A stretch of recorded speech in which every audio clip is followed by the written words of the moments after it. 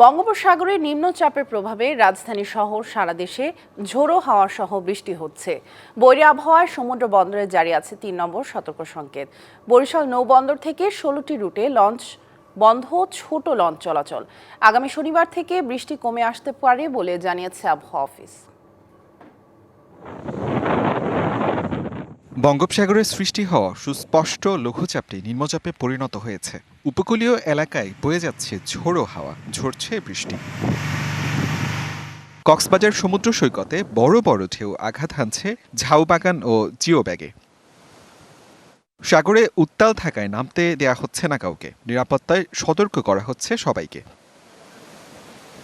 পটুয়াখালী সহ উপকূলীয় অঞ্চলে ২ দিন ধরে থেমে থেমে মাঝারি থেকে গুড়ি গুড়ি বৃষ্টি হচ্ছে। নিম্নাঞ্চলে দেখা দিয়েছে জলাবদ্ধতা, ব্যাহত হচ্ছে জনজীবন। উপকূলীয় দ্বীপ জেলা ভোলায় ঝড়ো বাতাস ও বৃষ্টি হচ্ছে। স্বাভাবিকের চেয়ে জোয়ারের পানি ৪ থেকে ৫ ফুট বেড়ে নিম্নাঞ্চল প্লাবিত হয়েছে। এতে বিচ্ছিন্ন চর ও বাঁধের বাইরের বসতঘর তলিয়ে গেছে।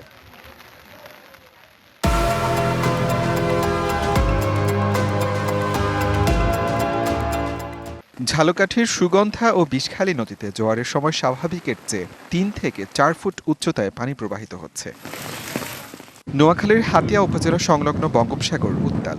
হাতিয়ার সঙ্গে সারা দেশে সব ধরনের নৌ যোগাযোগ সাময়িক বন্ধ ঘোষণা করেছে প্রশাসন। নিঝুম দ্বীপের চারপাশে নদ নদীতে স্বাভাবিক জোয়ারের চেয়ে পানি বেড়েছে ৫ থেকে ৬ ফুট পর্যন্ত।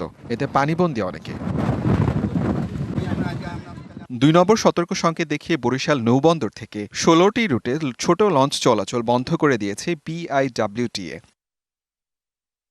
টানা বর্ষণে পাহাড়ি এলাকায় দেখা দিয়েছে ভূমিধসের শঙ্কা। ঝুঁকিপূর্ণ এলাকাগুলোতে সতর্কতামূলক মাইকিং করছে প্রশাসন। নিম্নচাপের প্রভাবে স্বাভাবিকের তুলনায় জোয়ারের পানি বেড়েছে সুন্দরবনে। তলিয়ে গেছে করমজল পর্যটন ও বন্যপ্রাণী প্রজনন কেন্দ্রের রাস্তা। চট্টগ্রাম, কক্সবাজার, মোংলা ও পায়রা সমুদ্র বন্দরকে ৩ নম্বর স্থানীয় সতর্কতা সংকেত দেখিয়ে যেতে বলা হয়েছে। দ্রুত নিরাপদ আশ্রয়ে যেতে বলা হয়েছে উত্তর বঙ্গোপসাগরে থাকা সব মাছ ধরার নৌকা ও ট্রলারকে। আসিফ খান, ডিবিসি নিউজ।